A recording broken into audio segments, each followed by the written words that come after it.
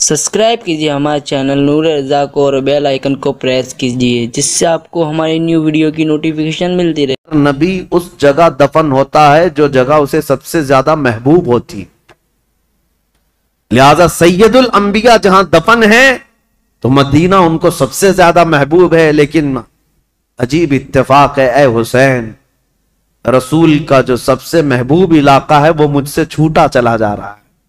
इमाम हुसैन अपने खानदान को लेकर हुजूर सल्लल्लाहु अलैहि वसल्लम के रोजे पर आए और आते साथ रो पड़े। कहा, नाना जान, ये वही शहर है जहां मैं आपके कंधों की सवारी करता था। यहां के दरो दीवार गवाह हैं और यहां मौजूद लोग भी गवाह हैं कि आपसे जो मेरी मोहब्बत थी या मुझसे जो आपकी मोहब्बत थी, इसके किस्से मशहूर हैं। लेकिन आज मैं मदीने से रुखसत हो रहा हूं, इसलिए नहीं कि मुझे कोई जायदाद बनानी है, सिर्फ इसलिए कि आपके दीन पर कोई आंच आने ना पाए। इमाम हुसैन हुजूर अकरम सल्लल्लाहु ताला अलैहि वसल्लम के रोज़े अतहर से इजाजत लेते हुए निकले थे। मदीने वाले कहते हैं वो अजीब समा था कि मदीने वाले देखते रह गए। अहले बैत का काफिला जब निकल रहा था, इसमें हज़रत इमाम हुसैन के भतीजे, बेटे, बेटियां, बहन और कई लोग शामिल थे। ये काफिला बाद में बढ़ता चला गया, लेकिन मदीने से निकलने वाले काफिले में इतने थे।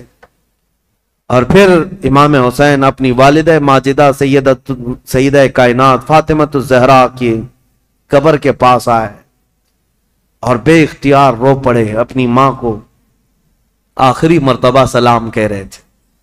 मदीने वाले कहते हैं कि हुसैन का जाना हमने देखा था, हुसैन वापस मदीने कभी ना आए। और मदीने वाले रोकते रहे कि हम आपकी बैत भी करेंगे और आपकी हिमायत भी करेंगे, आप मदीने से न जाएं। कई लोग आपके जुब्बे को थाम कर पकड़े हुए थे। कहा, हम आपको चलता फिरता देखते हैं तो रसूलुल्लाह की याद आती, हम आपको यहां महसूस करते हैं तो हमें नबी पाक की खुशबुएं महसूस होती हैं। आप अगर मदीना खाली करके जाएं तो हमें बताएं, रसूलुल्लाह के घर में अब बचा कौन? आपके भाई शहीद हो चुके इमाम हसन, आपके बाप भी नहीं है। रसूलुल्लाह के घर की एक निशानी आप हैं और आप जा रहे हैं और अपनी औलाद को भी ले जा रहे हैं। क्या मदीना रसूलुल्लाह के घर से खाली हो जाएगा? अगर रसूलुल्लाह का घर यहां नहीं है तो फिर किसका घर रहेगा? मदीने वालों की वहां पर जो बेताबी थी, आहो फगां थे, यहां तक कि वो लोग लड़ने को तैयार हुए और तलवारें निकाल चुके थे। कहा, हुसैन इब्न अली, हमारी तलवारें हैं, आपके साथ हैं, अल्लाह का वास्ता देते हैं, आप ना जाएं। इमाम हुसैन ने एक ही जुमला कहा, मैं रह तो जाऊंगा तुम्हारी बातों पर, लेकिन कल को जो अय्याश लड़का बैठा हुआ है तख्ते खिलाफत पर, यानी यजीद, ये मुकाबले के लिए मदीना भी फौज भेज देगा और हरम रसूल को मैं मुसलमानों के खून से रंगीन नहीं कर सकता। नबी पाक का शहर मेरी वजह से खून आलूद हो जाए, मुझे यह गवारा नहीं। मैं मेरे नबी पाक के शहर का हद दर्जा एहतराम करता हूं, मुझे जाने दो। ये काफिला मदीने वालों की आंखों से ओझल हो गया। मदीने वाले कहते हैं, रातों की नींद गायब हो गई, हमारा चैन और सुकून गर्क हो गया। हम अहले बैत के उस घर पर आते थे जो रसूलुल्लाह के हुजरे से लगा हुआ था, जहां कभी सैयदा कायनात फातिमतुज़ ज़हरा रहा करती थी। हजरत फातिमा का वो मकान जो आज रसूलुल्लाह की जालियों के अंदर आ गया है। अहले मदीना कहते हैं उस घर के अतराफ हम घूमते थे, इसलिए कि हमें पता है उस घर की तारीख, कि हुजूर अगर उस घर के अंदर बैठे होते और कुरान उतरना होता तो जिब्राइल दरवाजे पर खड़े होकर पहले इजाजत लेते, फिर घर में आते थे। दूसरी जगहों पर जिब्राइल अमीन बराह रास्त हुजूर पर वही लेकर आते थे, आयतें लेकर आते। लेकिन जब फातिमतुज़ ज़हरा के घर में हुजूर होते थे तो जिब्राइल इजाजत लेकर आते थे। अहले मदीना कहते हैं वो घर खाली हो चुका था, उस घर के अंदर अब कोई नहीं था। अहले बैत नबुव्वत का ये घराना, रसूलुल्लाह का ये खानदान सब चल पड़ा था। मदीने वाले कहते भी थे कि कैसा वक्त आ गया कि आज नबी पाक ने जिस मदीने को अजमत का बुलंद मकाम दे दिया, उस मदीने में उनके ही घर के लोग रहने के लिए آج پریشان کیے جا رہے ہیں، ستائے جا رہے ہیں، اور یہاں سے ہجرت کرنے پر مجبور کیے گئے۔ امام حسین ابن علی رضی اللہ تعالیٰ اپنے خاندان سمیت نکل کر کے مکہ مکرمہ پہنچے۔ شعبان المعظم کا مہینہ تھا، تقریباً 4 تاریخ تھی جو حضرت امام حسین کی پیدائش کی تاریخ۔ جب تقریباً 4 شعبان کی تاریخ 4 شعبان کو مکہ مکرمہ میں داخل ہوئے، مکہ والوں نے شاندار استقبال کیا۔ عبداللہ بن زبیر بھی وہاں تھے، عبداللہ بن عمر بھی وہاں تھے۔ انہوں نے کہا حسین ابن علی آپ آ گئے مدینے سے سلامتی کے ساتھ، اہلاً و سہلاً مرحبا، آپ کے لیے مبارکبادی ہو۔ ولید بن عقبہ سے، مروان بن حکم سے، یزید سے آپ نے جان بچا لی، اب امن و امان میں آپ رہیں۔ مکہ مکرمہ میں یہ خاندان نبوت، اہل بیت کا گھرانہ خوشحالی کے ساتھ رہ رہا تھا، لیکن برا ہو ان کوفی شیعوں کا۔ شیعان علی ایک جماعت ہے جو بعد میں چل کر شیعہ کہتے ہیں نا، شیعہ کا مطلب حمایتی۔ حضرت علی رضی اللہ تعالیٰ عنہ کے حمایتیوں کی ایک جماعت تھی، شیعان علی ان کو کہا جاتا تھا، جو کوفہ میں رہتے تھے، برسوں سے حضرت علی کے زمانے سے تھے، کیونکہ حضرت علی نے بھی دارالخلافہ کوفہ کو بنایا تھا، اور حضرت علی کے بعد امام حسن بھی وہاں رہے کوفہ میں، اور اس کے بعد وہ ہجرت کر کے مدینے چلے گئے، تب پھر امام حسین بھی گئے تھے۔ تو کوفہ والوں کا تعلق حضرت علی کے گھرانے سے پہلے سے تھا۔ اور امام حسین کی یہ تاریخ میں آپ کو بتاتا ہوں کہ جب امیر معاویہ یعنی حکومت کر رہے تھے، اس وقت بھی کوفہ والے امام حسین کو خط لکھ کر بلا رہے تھے کہ امیر معاویہ کو معزول کر دیتے ہیں، آپ آ جائیے۔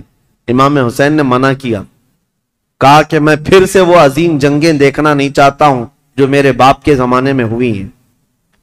تو حضرت امام حسین گئے نہیں، امیر معاویہ کے زمانے سے کوفہ والے خط لکھ رہے تھے، آپ آ جائیے۔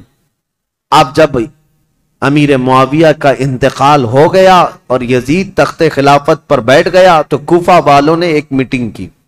کوفہ عراق کا ایک شہر ہے، عراق میں آج بھی وہ شہر موجود ہے، اور جتنے اہل بیت سے محبت کرنے والے لوگ تھے سب جمع ہوئے اور میٹنگ کیا، اور وہ ایک شخص کے گھر میں میٹنگ ہوئی جس کا نام مسلم بن سرد بتایا گیا ہے، اور وہ شخص سارے لوگوں کو جمع کر کے کہتا ہے دیکھو امیر معاویہ کا تو انتقال ہو گیا اور یزید بیٹا ہے، تم سب کی رائے کیا ہے؟ کیا علی کے بیٹے حسین خلافت کے سب سے زیادہ حقدار نہیں ہیں؟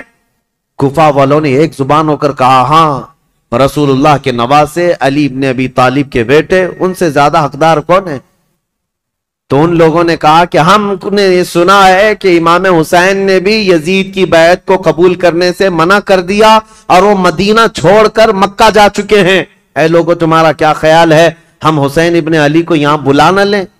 ہم کوفہ بلا لیتے ہیں اور یہاں بلا کر ان کی خلافت کو تسلیم کرتے ہیں، ان کے ہاتھ میں بیعت کر لیں گے، اور پھر دھیرے دھیرے پورا حجاز امام حسین کے ہاتھ پر بیعت کر لے گا، پورا عرب بیعت کر لے گا، اور یزید کو ہم اتار دیں گے تخت خلافت سے۔ تو کوفہ والے اس بات پر سب اتفاق، اور پھر سارے لوگوں نے مل کر کے خط لکھا امام حسین کے نام پر۔ عبداللہ بن صبح حمدانی نام سے ایک شخص تھا، اس کے ہاتھ میں خط دے کر بھیجے جس میں کوفہ کے بڑے رئیس اور ذمہ دار جو لوگ تھے، وہاں کے جو سردار تھے، ان کی دستخطیں تھیں، ان کی مہریں لگی ہوئی تھیں۔ یہ خط رمضان کی 10 تاریخ کو آیا، کہاں؟ مکہ مکرمہ میں۔ مکہ مکرمہ میں امام حسین کے پاس یہ خط آیا تو امام حسین نے دیکھا، اس میں یہ لکھا ہوا تھا، کوفہ والوں نے لکھا تھا، اللہ کی حمد و ثنا کے بعد، حضور کی صلاۃ و سلام کے بعد کہا امیر معاویہ کا انتقال ہو گیا، اور ان کے بعد یزید جیسا فاسق و فاجر شخص بیٹا ہے، لہذا ہم اس کی امارت اور اس کی خلافت کو نہیں تسلیم کرتے۔ اے علی کے بیٹے حسین، آپ تشریف لے آئیں، ہمارے سر پر کوئی امام نہیں ہے، آپ تشریف لائیں، ہم آپ کے ہاتھ پر بیعت کرتے ہیں۔ یہ خط کا مضمون تھا۔ امام حسین رضی اللہ تعالیٰ عنہ نے یہ حرم کعبہ میں اس خط کو پڑھا، اس کے بعد لوگوں سے پوچھا اب سنیے، کوئی ایک شخص نے بھی اس بات پر رضامندی کا اظہار نہیں کیا. جو بڑے صحابہ تھے انہوں نے کہا کوفہ والوں کی بات پر کبھی یقین نہیں کیا جا سکتا, یہ غدار لوگ ہیں, دھوکہ دے دیتے ہیں. یہ غدار لوگ ہیں, دھوکہ دیتے ہیں. آپ کے باپ کو بھی کوفہ میں شہید کیا گیا, آپ کے بھائی کو بھی شہید کیا گیا ہے. اب آپ وہاں کیوں جانا چاہتے ہیں؟ مت جائیں. مکہ آپ کے لیے امن و امان کے ساتھ. حضرت امام حسین نے ان خطوط کو نظر انداز کر دیا, لیکن 2-3 دن کے بعد تقریباً 53 یا 55 لوگ کوفہ سے چل کر کے مکہ مکرمہ آئے, اور طواف کعبہ کے بعد سب امام حسین کے پاس نظر و نیاز لے کر کے آئے, اور اس کے بعد پھر خطوط لے کر آئے, کوفہ والوں کے حالات بتائے. امام حسین نے دوبارہ صحابہ سے مشورہ کیا کہ کیا کرنا چاہیے. تب پھر صحابہ نے وہی بات کی, کوفہ والے غدار قسم کے لوگ ہیں, طبیعت کے اندر ان کے استقامت نہیں, کسی ایک بات پر جمتے نہیں ہیں, آپ مت جائیں. دوسری مرتبہ بھی امام حسین صبر کر کے رہ گئے. رمضان کا مہینہ ختم ہونے کو آیا, تقریباً خطوط کا سلسلہ جاری رہا, اتنے کہ 10,000 کے قریب لوگوں نے امام حسین کو دعوت دی, اور اخیر میں یہ دعوت دی کہ اے حسین ابن علی, کل قیامت کے دن اگر اللہ تعالی ہم سے یہ سوال کر لے کہ فاسق و فاجر معاویہ کے بیٹے سے تم نے بیعت کیسے کی, اس کو امیر کیسے بنایا, تو ہم اللہ کی بارگاہ میں قیامت میں یہ جواب دیں گے کہ اے رب العالمین, ہم نے تو رسول اللہ کے نواسے کو بلایا تھا, مگر انہوں نے انکار کیا, تو ہمارے پاس کوئی چارہ نہیں تھا, اس لیے ہم نے یزید کی بیعت کر لی. یہ تو ایموشنل بلیک میلنگ ہے. بہت سارے لوگ آج ہمیں یوں بولتے ہیں پروگرام کی تاریخ دے دیجئے نہیں تو پورا علاقہ دیوبندی ہو جائے گا, پروگرام کی تاریخ دے دیجئے نہیں تو یہاں ایسا ہو جائے. میرے عزیزو, تمہارے ذمے بھی تو کچھ ہے, تمہارے ذمے بھی تو کوئی چیزیں ہیں. امام حسین نے اس خط کو پڑھنے کے بعد پھر سارے لوگوں سے مشورہ کیا, اور اس کے بعد کہا اب میرے لیے اتمام حجت کرنی ہوگی, یعنی مجھے تو جانا ہی ہوگا, کیونکہ انہوں نے قیامت کا واسطہ دے دیا ہے. تو 1000 لوگوں نے مکہ مکرمہ میں آپ کو روکنے کی کوشش کی, آپ نہ رکے, حتیٰ کہ ذی الحجہ کا مہینہ ہے, حج کے لیے سارے قافلے مکہ آ رہے ہیں, مکہ مکرمہ آ رہے ہیں, اور امام حسین یہاں سے نکلنے پر تلے ہوئے ہیں. لیکن اس سے پہلے امام حسین رمضان سے لے کر ذی الحجہ تک یہ بحث مباحثہ ہوتا رہا, اور عام بات نہیں ہے, عام بحث و مباحثہ نہیں ہے. عبداللہ بن زبیر جو صحابی ہیں نا, امام حسین کی جماعت کے ساتھ لڑنے کو بھی آ گئے تھے. یہ محبت کی لڑائی ہے, دشمنی کی نہیں, کہ میں تمہیں مکہ سے باہر جانے نہیں دوں گا, اس کے لیے وہ تلوار نکال کر کھڑے ہو گئے تھے. یہ بھی لڑائی قریب تھی, مکہ کی مکرمہ سے نہ جانے دیں گے, کیونکہ عبداللہ بن زبیر جانتے تھے کہ کوفہ والے ان کا کیا کریں گے. تو پھر امام حسین رمضان کے بعد بھی رک گئے. جب امام حسین اصرار کرنے لگے بار بار, تو چند صحابہ آئے اور ان سے مشورتاً یہ کہا کہ اگر آپ کو جانا ہی ہے, اور کوفہ والوں کے بارے میں آپ یہ کہہ رہے ہیں کہ یہ 1000 لوگ بیعت قبول کرنے کو تیار ہیں, تو آپ نہ جاتے ہوئے پہلے اپنے خاندان کے کسی معتمد شخص کو وکیل بنا کر بھیجیں, اور وہ جا کر کے براہ راست حالات دیکھے گا اور وہ خبر دے گا, تب آپ جائیے. ان کے خطوں کے بھروسے پر مت جائیے, ان کے خط اور ان کے بولیوں پر مت جائیے. تو امام حسین نے اس مشورے کو تسلیم کر لیا. پھر اپنے بھائی مسلم بن عقیل کو, چچیرے بھائی تھے حضرت امام مسلم بن عقیل جو ہیں, یہ حضرت امام حسین کے چچیرے بھائی, حضرت عقیل حضرت علی کے سگے بھائی. تو مسلم بن عقیل سے آپ بڑی محبت رکھتے تھے اور معتمد بھی تھے امام حسین کے. بلایا اور کہا کہ بھائی تم جاؤ کوفہ, اور میری جانب سے وہاں لوگوں سے بیعت لے لینا وکیل بن کر, اور حالات دیکھ کر کے مجھے خبر کر دینا. یہ تاریخ ہے. ایک طرف یزید ساری جگہوں پر اپنے سخت گیر حکام کو نافذ کر چکا ہے, بہت جلاد قسم کے گورنروں کو بٹھایا ہوا ہے, اور ایک طرف امام حسین رضی اللہ تعالیٰ عنہ اور ان کے حامیوں کا یہ ایک طریقے سے معاملہ چل رہا تھا. خلافت کو لے کر کے یہ باتیں چلی رہی تھی. تو حضرت امام हुसैन ने जब अपने भाई इमाम मुस्लिम को भेजा तो वो निकले कूफा के लिए, और जब वो कूफा जा रहे थे तो तारीख में मौजूद है इमाम मुस्लिम बिन अकील के दो छोटे बच्चे मोहम्मद और इब्राहिम भी साथ हो गए, क्योंकि वो बाप के बगैर रहते नहीं थे। इमाम मुस्लिम बिन अकील अपने दो बच्चों के साथ कूफा के लिए रवाना हुए। जैसे ही कूफा में आए, कूफा वाले जौक दर जौक इमाम मुस्लिम का इस्तकबाल करते हैं, और इतनी बड़ी तादाद में इस्तकबाल किया कि तकरीबन एक ही रात में 12,000 लोग आपके हाथ पर बैत किए।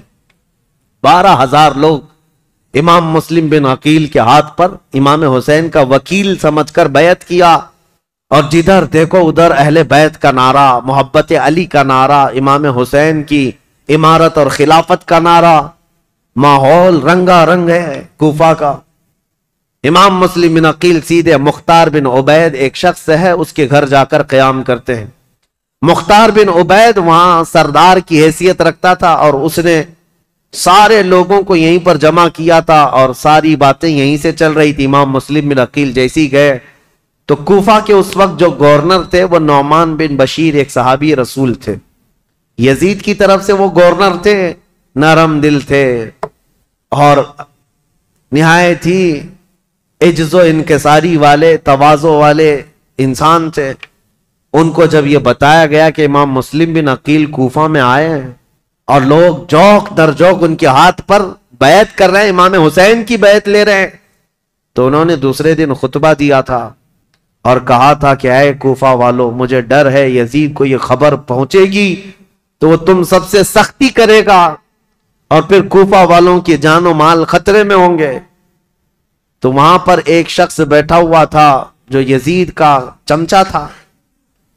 उसने नौमान बिन बशीर से कहा, आप तो बड़े कमजोर आदमी हैं, मुस्लिम बिन अकील को बुलाकर मार डालो, खत्म कर दो, कत्ल कर दो, मामला ही खत्म हो जाएगा। नौमान बिन बशीर साहबी हैं, कहते हैं, ए जालिम, तू किस अंदाज से मुझे मशवरा दे रहा है? कहा, तब तो फिर आप कमजोर लोगों में, जलील लोगों में, इज्जत वाले लोगों में नहीं है। उन्होंने, नौमान बिन बशीर ने एक तारीखी जुमला कहा था, मुझे ऐसी जिल्लत गवारा है जिसमें रब की इज्जत है, रब की रजा है, और मुझे ऐसी इज्जत गवारा नहीं जिसमें रब की नाराजी हो और किसी का खून मेरे हाथ से रंगा हो। अजीजान, मेरा हाथ किसी के खून से रंगा हुआ हो। हजरत नौमान बिन बशीर उतर गए और यजीदी जो वहां मौजूद थे, हामी, उन्होंने खत लिख करके यजीद को पहुंचा दिया कि देखो यहां पर तो मुस्लिम बिन अकील आए हैं और हुसैन ने खिलाफत का दावा कर ही दिया है, जिसका तुम्हें खतरा था वो खतरा आ गया, और कूफा वाले जौक दर जौक बैत कर रहे हैं। यजीद को कब ये बात हजम होती?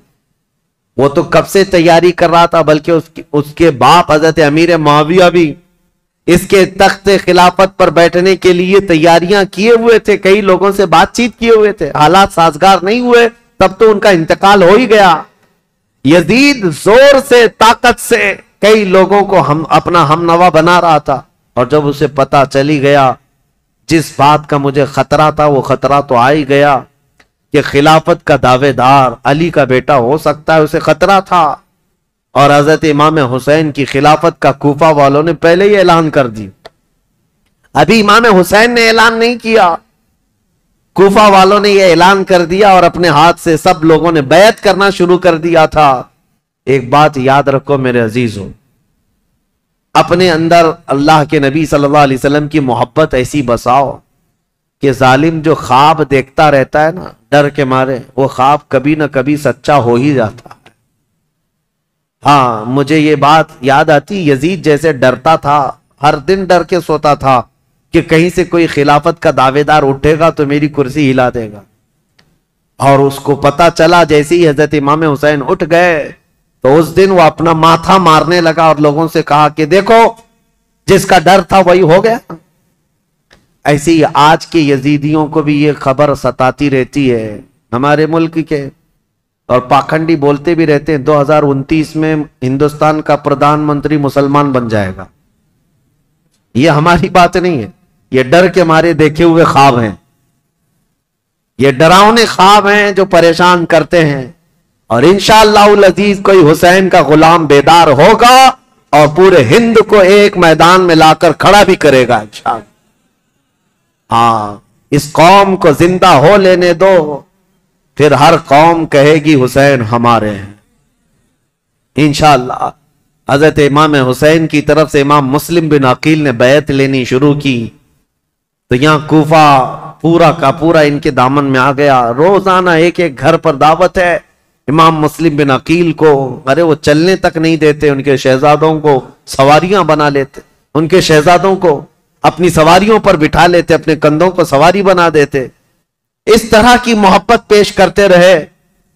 اور پھر امام مسلم بن عقیل نے امام حسین کو خط لکھا کہ حالات بہت اچھے ہیں، کوفہ والے پورے ایک آواز ہو کر آپ کی خلافت کا اعلان کر رہے ہیں، آپ کو جلدی تشریف لانا چاہیے اور آپ کی خلافت کا اعلان ہونا چاہیے۔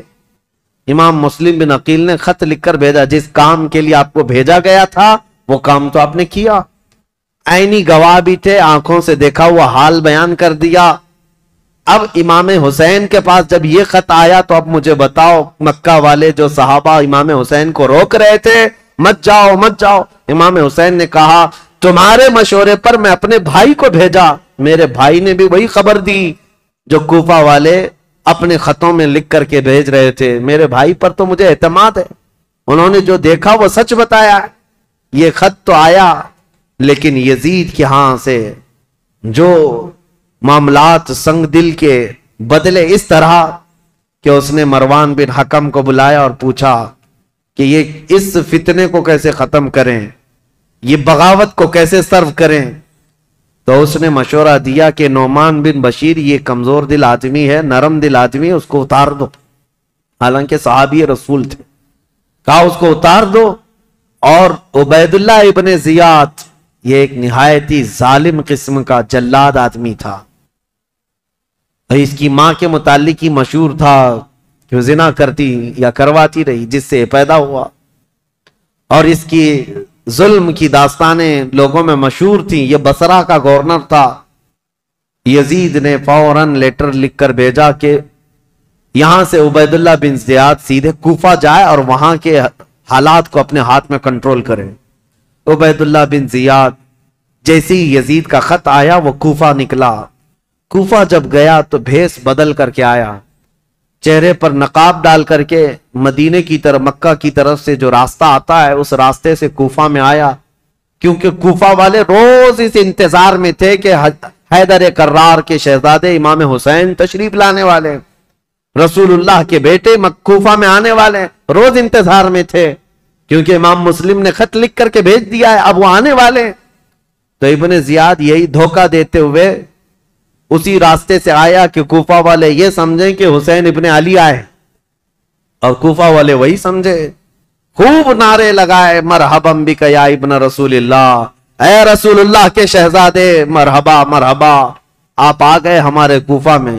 یہ ظالم کچھ بھی نہیں جواب دیتا تھا، پردہ ڈالے ہوئے جلوس میں چلتا رہا اونٹنی پر بیٹھ کر، اور جب دارالخلافہ پہنچا یا گورنر ہاؤس پہنچا تو وہاں پہنچتے ہی گورنر ہاؤس میں اندر گیا، دروازہ بند کیا، چھت پر کھڑے ہو کر پھر خطبہ دیا اور کہا ہے لوگوں یہ علی بن ابی طالب کا بیٹا حسین نہیں، میں عبید اللہ بن زیاد یزید کی طرف سے نیا گورنر بن کر آیا ہوں، نعمان بن بشیر کو معزول کیا جاتا ہے، آج سے کوفہ کے سارے معاملات میرے ہاتھ میں ہوں گے۔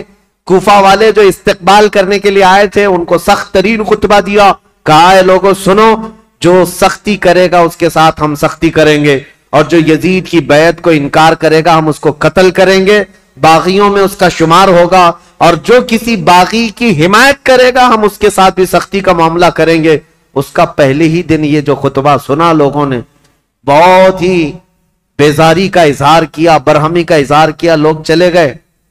اب امام مسلم بن عقیل کے حالات اب بدلنے کو آ گئے، کوفہ والے بس گیدڑ بھپکی سے ڈر گئے، عبید اللہ بن زیاد کے ایک خطبے سے ڈر گئے۔ اور اس کے بعد دوسرے دن عبید اللہ بن زیاد نے کیا کیا، کوفہ کے جتنے قبیلے تھے، خاندان تھے، ان خاندانوں کے جو جو بڑے لوگ تھے، خاندان کا جو بھی رئیس ہوتا، ان سب کو اپنے گورنر ہاؤس میں بلایا، اور بلا کر کے اتنا سخت ڈرایا اور کہا تم میں سے کوئی بھی اگر مسلم بن عقیل کو اپنے گھر میں پناہ دیا یا دیتا ہوا نظر آیا تو میں تمہاری پھانسی کا پھندا یہیں پر لٹکاؤں گا، اور اس کے بعد تمہارے لیے وہ عبرتناک سزا ہوگی، اس لیے کہ یزید امیر المومنین کی طرف سے مجھے یہ آرڈر ہے۔ ایسے سخت احکامات دیا اور اس کے بعد کوفہ والوں کو ڈرایا یہ کہہ کر کے کہ یزید کی طرف سے 30,000 کی فوج آ رہی ہے جو کوفہ کی اینٹ سے اینٹ بجا دے گی۔ سارے سردار ڈر گئے، جتنے قبیلوں کے آقا تھے ان کے جو رئیس تھے وہ ڈر کے مارے چھپ گئے، اور حضرت امام مسلم بن عقیل کو آ کر یہ معاملات کی خبر دی۔ امام مسلم بن عقیل جس گھر میں تھے، عبید اللہ مختار بن عبید جس کے گھر میں تھے، وہاں سے آپ ہجرت کر گئے، وہاں سے نکل گئے کہ یہاں رہنا اچھا نہیں، تو وہاں سے نکل کر کے ایک بہت ہی عمر دراز صحابی تھے کوفہ میں، ہانی بن عروہ، ان کے گھر گئے۔ یہ محب اہل بیت تھے، خاندان نبوت کے چاہنے والے تھے۔ امام مسلم بن عقیل ان کے گھر جاتے ہیں، ہانی بن عروہ نے ان کا استقبال کیا اور اپنے گھر کے ایک کمرے کے اندر ان کو چھپا دیا، رازداری کے ساتھ امام مسلم بن عقیل اور ان کے شہزادوں کو اپنے گھر میں رکھا، اور جتنے اہل بیت سے لوگ محبت کرتے تھے صرف ان کو معلوم تھا کہ امام مسلم بن عقیل ہانی بن عروہ کے گھر میں ہے، اور اس کے باوجود امام مسلم بن عقیل ہانی بن عروہ کے گھر میں رہ کر بھی کوفہ والوں کو بلاتے رہے، جو اب تک 60,000 کی تعداد میں پہنچے تھے بیعت کرنے والے۔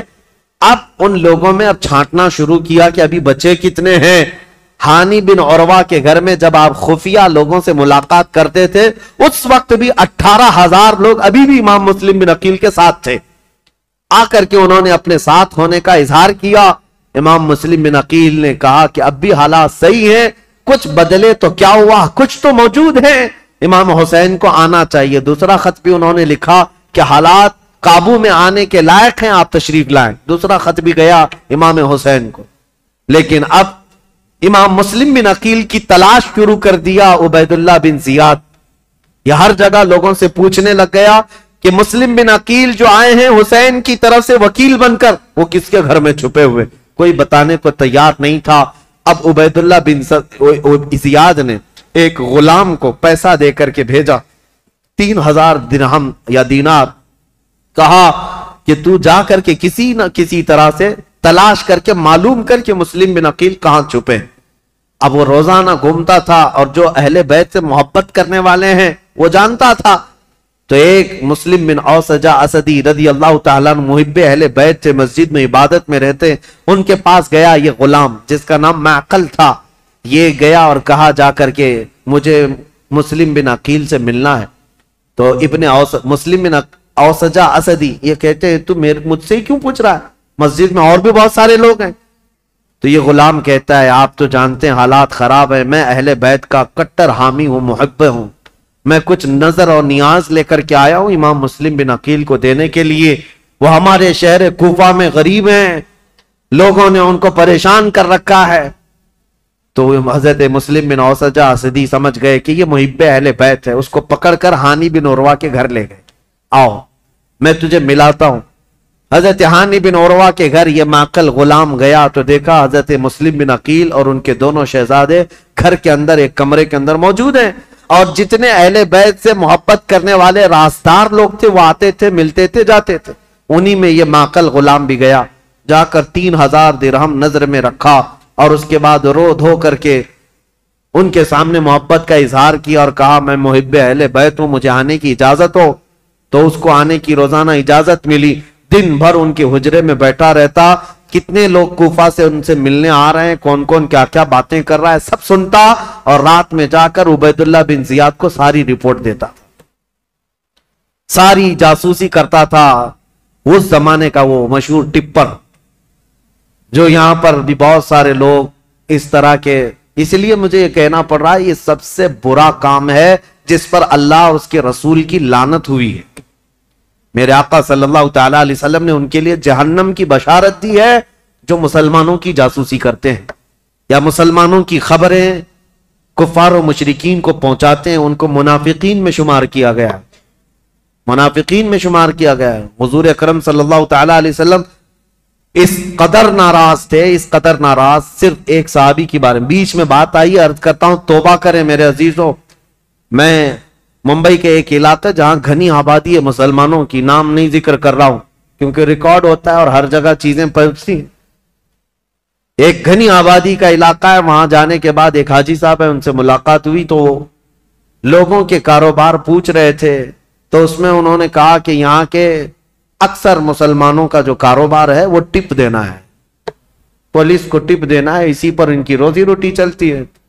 اور کچھ جو ہے جھوٹے فرضی کاغذات پر فلیٹوں کی خرید و فروخت کرتے ہیں, ٹوپی ڈالتے ہیں, یہی کاروبار ہے. نعوذ باللہ من ذالک. ان باتوں میں ہماری قوم کو سب سے زیادہ بدنام کیا گیا ہے یا ہوگا. 500 روپے 1000 روپے کے لیے کیا کوئی اپنی قوم بیچ دے گا؟ کوئی اپنی قوم بیچ دے گا؟ میرے عزیزو, تم ہرگز یہ مت سمجھنا کہ تمہاری خبریں دینے سے تم ان کے سامنے عزیز بن جاؤ گے. وہ ایسے کتے ہیں کہ ایک شکار کے بعد دوسرا شکار تم ہی ہوگے, تمہارا ہی نمبر ہو. اور میں جو بات عرض کر رہا تھا حدیث, وہ عرض کر کے آگے بڑھتا ہوں. ایک صحابی حضرت ابو لبابہ, یہودیوں کے متعلق حضور نے رات میں میٹنگ کی تھی کہ ان کے ساتھ کیا کرنا ہے. سارے صحابہ کا اتفاق ہو گیا تھا. یہودی چونکہ دھوکہ دیے تھے مدینے والوں کو, میٹنگ میں بات پاس ہو گئی کہ کیا کرنا ہے. لیکن حضور نے رات میں یہ کہا تھا کہ کوئی بھی اس بات کی خبر باہر نہیں پہنچائے گا, یہ رسول اللہ کا راز ہے. لیکن حضرت ابو لبابہ صحابی یہ باہر جا رہے تھے, یہودیوں نے انہیں پکڑ لیا. پرانی دوستی تھی, بچپن کی دوستی تھی. کہا ابو لبابہ سنا ہے رسول اللہ نے کچھ میٹنگ کی ہے ہمارے بارے میں, کیا مشورہ ہوا ہے؟ کہا نہیں بتاؤں گا, ہرگز نہیں بتاؤں گا, اللہ کے رسول کا راز ہے. تو ان پر پریشر ڈالنے لگے, پرانی دوستی کا واسطہ دیتے ہوئے, بچپن کی دوستی ہے, کچھ تو بتاؤ, اچھا اشارہ تو بتاؤ. میرے عزیزو, آج تو جان بوجھ کر کے پورا اپنا پروفیشنل اور اپنا کاروبار بنائے ہوئے لوگ ہیں. وہ تو حضرت ابو لبابہ غلطی سے ان کے ہاتھوں لگ گئے, تو انہوں نے اشارے سے صرف یوں کہا تھا کہ تمہارا ہو جائے گا کام ہونے میں. اور یہودی راتوں رات پورا مدینہ خالی کر کے بھاگ گئے. دوسرے دن حضور کو خبر ہوئی, حضور نے بلایا, پوچھا کہ کس نے خبر کی ہمارے رات کی بات کو. تو حضرت ابو لبابہ کہتے ہیں کھڑا ہو گیا, کیونکہ پتا ہے نہ بھی بتاتا تو مخبر صادق صلی اللہ علیہ وسلم کو ہر بات کی خبر ہے. حضرت ابو لبابہ کھڑے ہو گئے, کہا یا رسول اللہ یہ جرم میرا ہے, لیکن میں نے جان بوجھ کر کے آپ کا راز افشا نہیں کیا, اور نہ ہی مسلمانوں کی کوئی بات جان بوجھ کر یہودیوں کو بتایا. میں تو راستے پہ جا رہا تھا اور اچانک ان کے ہتھے چڑھ گیا. انہوں نے مجھے بچپن کی دوستی یاد دلائی اور بہت زیادہ دباؤ ڈالا, میں نے اشارہ کیا تھا بس. جانتے ہو اس بات پر میرے آقا نے کیا فرمایا؟ نبی پاک صلی اللہ تعالی علیہ وسلم کھڑے ہو گئے, سارے مدینے کے صحابہ سے کہا آج کے بعد سے ابو لبابہ سے کوئی مسلمان نہ سلام کرے گا نہ مصافحہ کرے گا. حضور پاک نے فرمایا مکمل طور پر ابو لبابہ کا بائیکاٹ کرو, کوئی سلام بھی نہیں کرے گا, مصافحہ بھی نہیں کرے گا. حضرت ابو لبابہ کے متعلق اتنا سخت حکم حضور نے فرمایا. اور آج بھی مدینہ طیبہ مسجد نبوی جاؤ گے, وہاں ستونوں میں, مسجد کے اندر جو ستون ہے نا, ان ستونوں میں ایک ستون حضرت ابو لبابہ کے نام سے ہے. ابو لبابہ نے کیا کیا, اپنی بیوی کو بلایا اور کہا اب میں جینے کے قابل نہیں ہوں, مجھے اس کمبے سے باندھ دینا جب تک میری توبہ قبول نہ ہو. ان کو رسی سے ان کی بیوی باندھ کر چلی جاتی. حد تو یہ ہے وہ مدینے والے کیسے تھے, صحابہ تو دیکھتے تھے ان کو, نمازوں کے وقت کھولا جاتا تھا, حضور کے پیچھے نماز پڑھتے تھے, پھر رسی سے باندھ دیے جاتے, کھانے کے وقت ہاتھ کھولتے. ان کی بیوی بھی کچھ پوچھو تو منہ پھیر لیتی, کہتی رسول اللہ نے منع کیا, تم سے سلام بھی نہیں کیا جا سکتا, کلام بھی نہیں, جینے کا حق ہے اس لیے کھانا دیا جا رہا ہے. بیوی تک نہیں بات کرتی تھی. حضرت ابو لبابہ پر یہ دن ایک دن دو دن کا بائیکاٹ نہیں, تقریباً 33 دن تک چلا.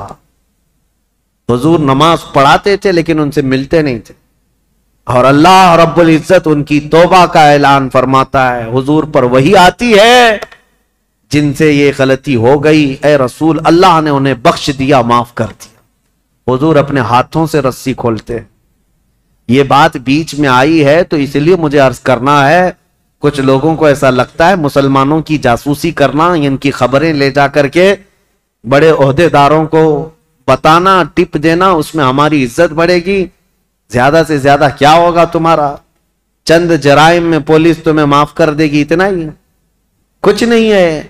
عزت حاصل کرو اللہ کی بارگاہ میں, ہونا تو یہ چاہیے کہ اپنی قوم اور اپنی جماعت کے متعلق پہلے تو حالات ایسے ہوتے تھے کہ ہمارے بڑے ہمارے بزرگ بتاتے ہیں کہ دوسروں کو ہماری جماعت کیا ہمارے محلے میں آنے سے پہلے اجازت لینی پڑتی تھی.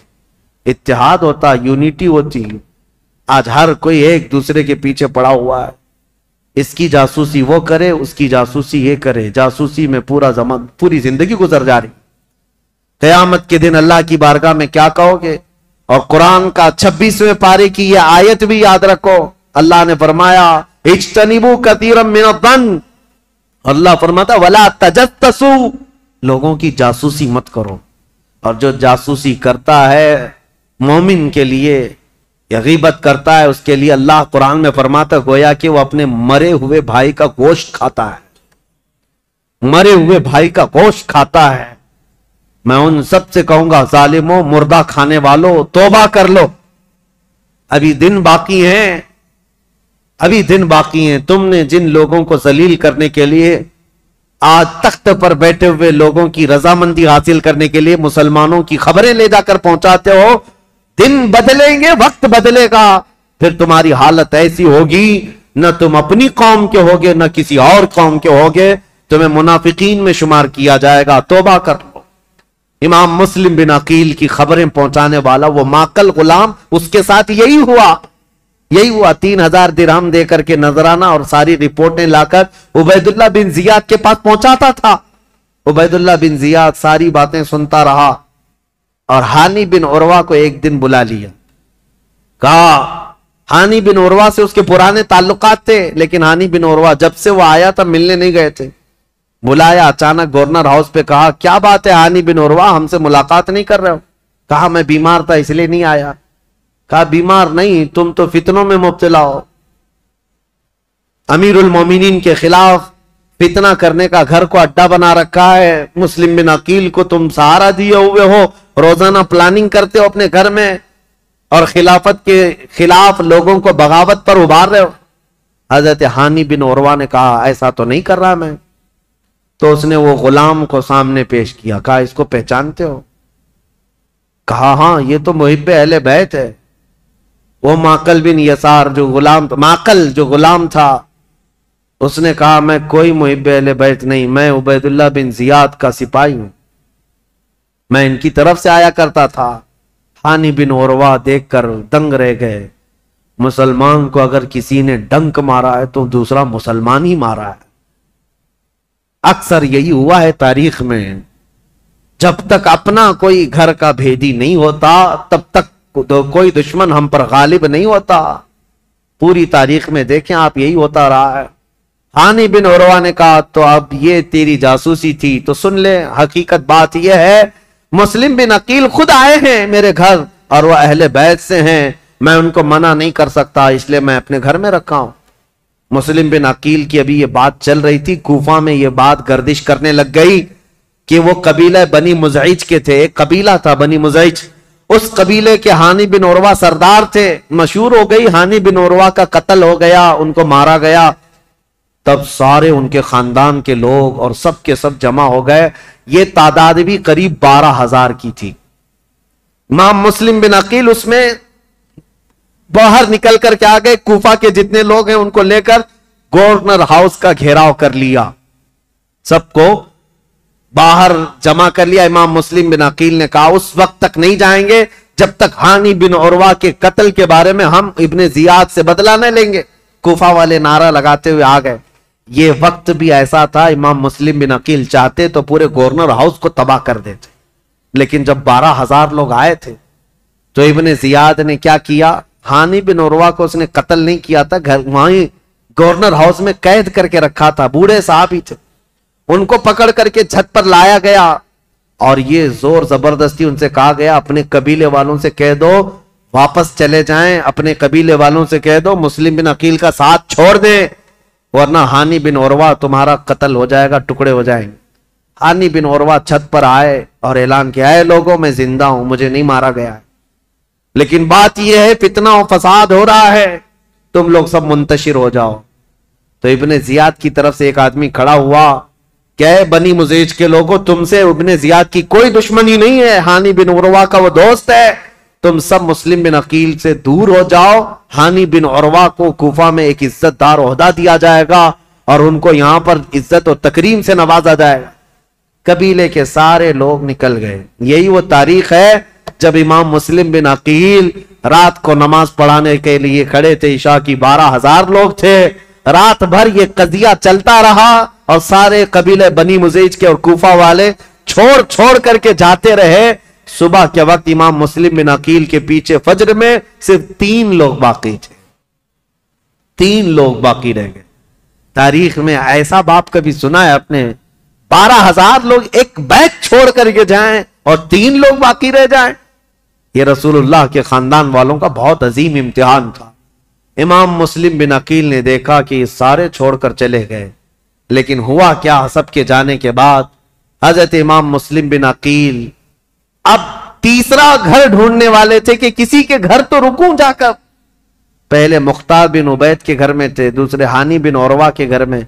اب حضرت امام مسلم بن عقیل جہاں سے گزرتے تھے کوفہ والے اپنا گھر بند کر دیتے تھے، کوفہ والے گھر بند کر دیتے، ان کی وجہ سے ہمارے اوپر عذاب آ جائے گا، یہ ابن زیاد ہمیں چھوڑے گا نہیں، ہمیں مار ڈالے گا۔ امام مسلم بن عقیل گھومتے رہے، پھرتے رہے، دن بھر کسی نے آپ کے لیے دروازہ نہیں کھولا، کوئی دروازہ نہیں کھولا، بھوکے اور پیاسے کوفہ میں۔ یہ وہ کوفہ ہے جو 3 دن میں بدل گیا۔ عبید اللہ بن زیاد کے آتے ہی پورے لوگوں کی طبیعت چینج ہو گئی۔ ایک عورت تھی طوعا نام کی، وہ اہل بیت سے محبت کرنے والی، امام مسلم بن عقیل کو دیکھتی ہے اور لے کر کے آ جاتی ہے، میرے گھر میں رک جائے، چاہے پورا زمانہ مخالف ہو جائے، میں اپنی جان کی بازی لگا دوں گی، لیکن رسول اللہ کے گھر والوں کو اس طرح میں راستوں پر گھومتا پھرتا نہیں دیکھ سکتی، آپ آئیں میرے گھر۔ امام مسلم بن عقیل اس عورت کے گھر گئے، طوعا۔ یہ عورت بڑی جانثار تھی۔ اب ادھر ہوا یہ کہ ہانی بن عروہ کا قبیلہ تو چلا گیا، اب ہانی بن عروہ کو جو اس نے دعویٰ کیا تھا کہ ان کو عزت سے نوازا جائے گا، کچھ نہیں۔ ان کو دوسرے دن کھڑا کیا گورنر ہاؤس میں، کہا مسلم بن عقیل کو میرے حوالے کر دو۔ ہانی بن عروہ نے کہا میں اپنا سارا گھر اور اپنی جان تیرے حوالے کر سکتا ہوں، مسلم بن عقیل کو تیرے حوالے نہیں کروں گا۔ اب ان کی دوستی بھی ختم ہو گئی۔ ہانی بن عروہ نے جب ایسی سختیاں کی تو عبید اللہ بن زیاد نے فوجیوں سے کہا کہ اس بوڑھے کو باہر لے جاؤ، رسی سے باندھ کر کے راستوں پر کھینچو تاکہ کوفہ والے دیکھتے رہے۔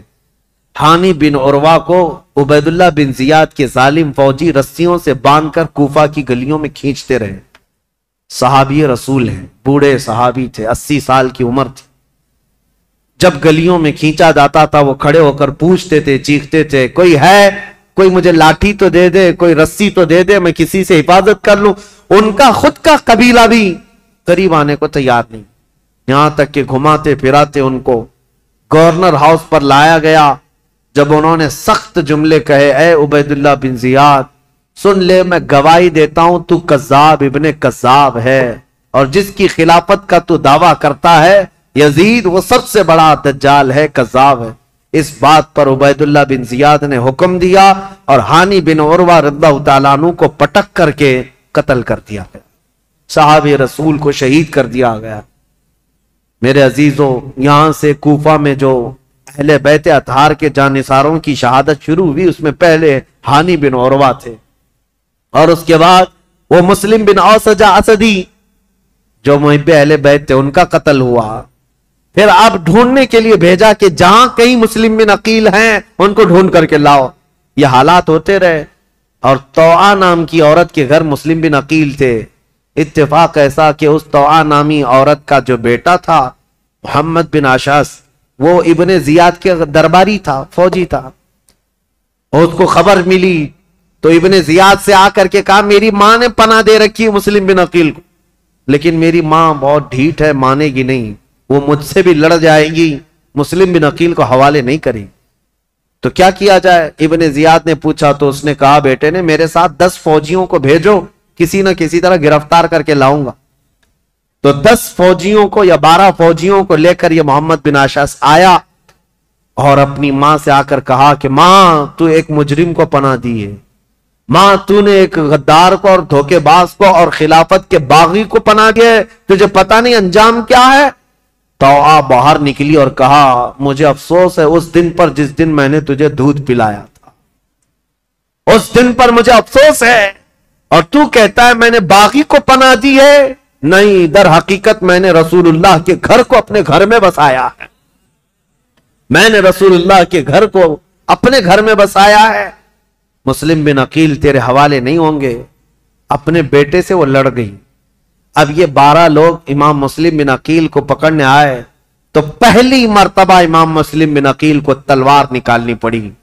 کوفہ میں پہلی مرتبہ جب تلوار نکالی تو یہی 10-12 سے آپ کا مقابلہ ہوا، اور یہ 10-12 کیا، یہ حیدر کرار رضی اللہ تعالیٰ عنہ کے گھر کا شیر ہے۔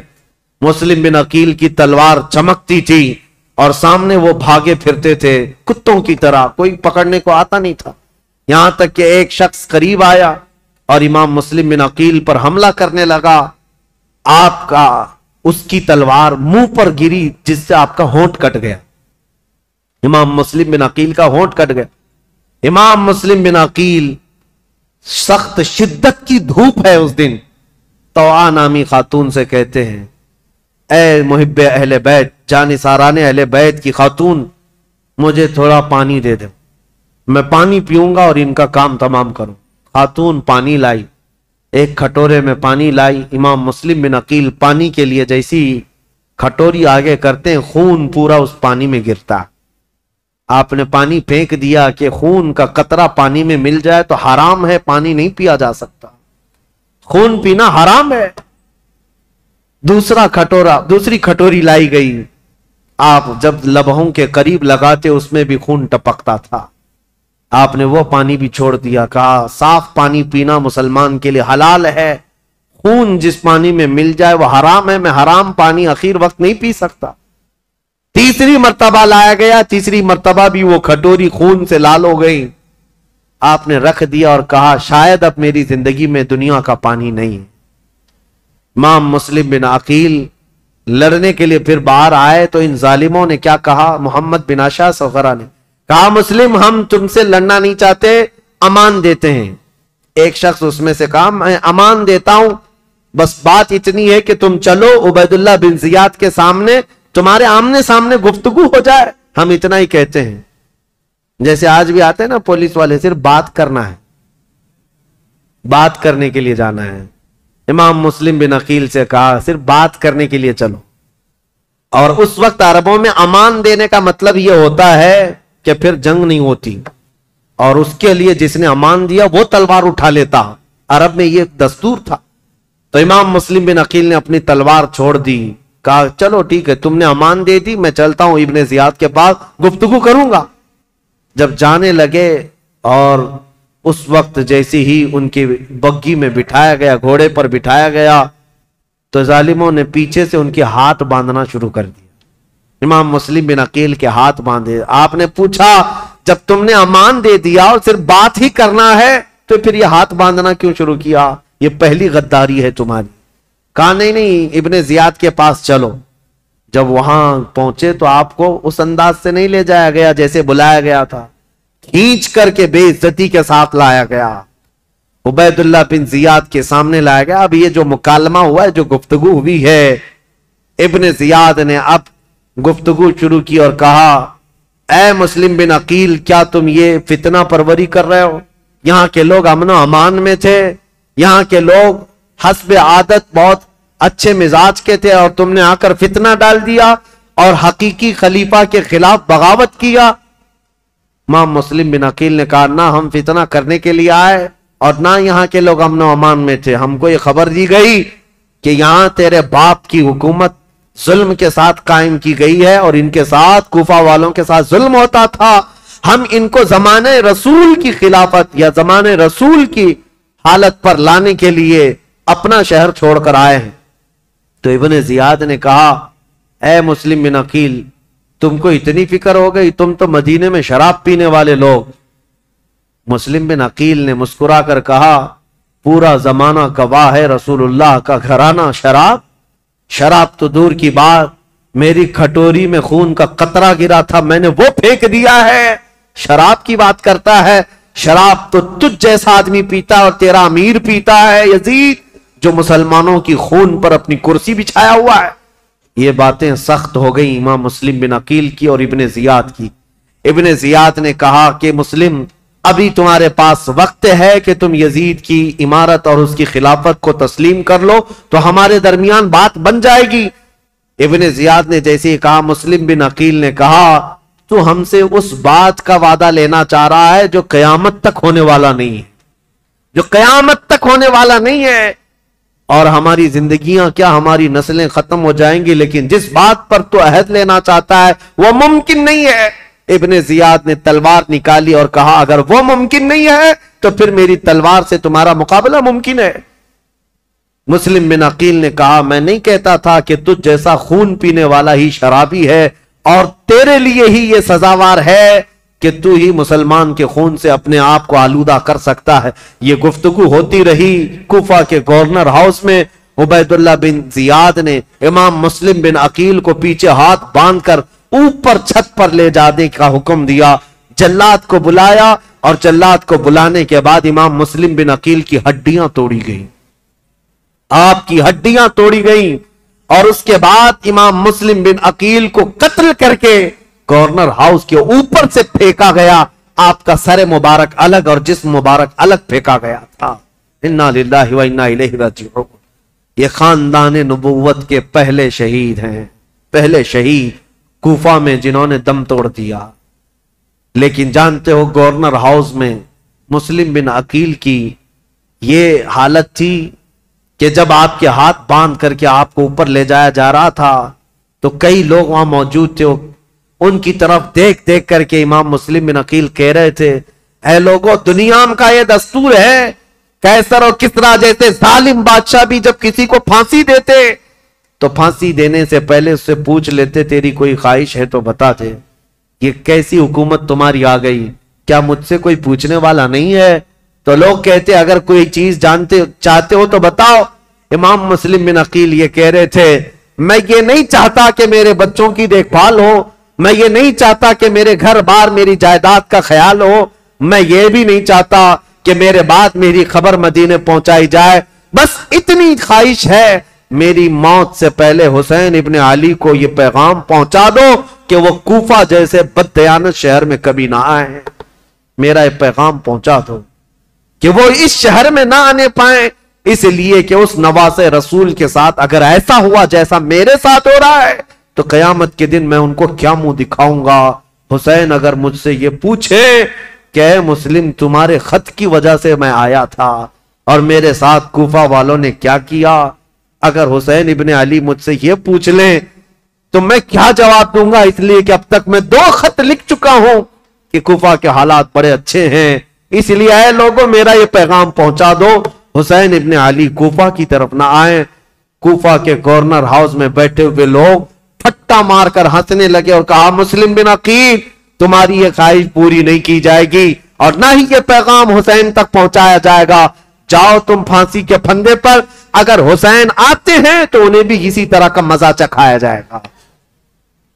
इमाम मुस्लिम बिन अकील की शहादत हो गई और जैसे ही उनकी शहादत हुई, मेरे अजीजों, हानी बिन उरवा जो इनके जानिसार थे, इनके मुहिब थे, उनका कत्ल हुआ। मुस्लिम बिन औसजा का कत्ल हुआ। अब हानी बिन मुस्लिम बिन अकील का कत्ल हुआ। इतना ही नहीं कि गवर्नर हाउस से उनकी लाश फेंकी गई थी, हड्डियां तोड़ी गई थी। इतना ही नहीं, मुझे बताने में दर्द महसूस होता है, रोंगटे खड़े हो जाते हैं। मुस्लिम बिन अकील की लाश को गवर्नर हाउस पर लटकाया गया। कूफा वाले देखते रहो, जो बगावत करेगा उसका अंजाम यही होगा, जो हमारे अमीर के खिलाफ खड़ा होगा उसके साथ हम यही बर्ताव करेंगे।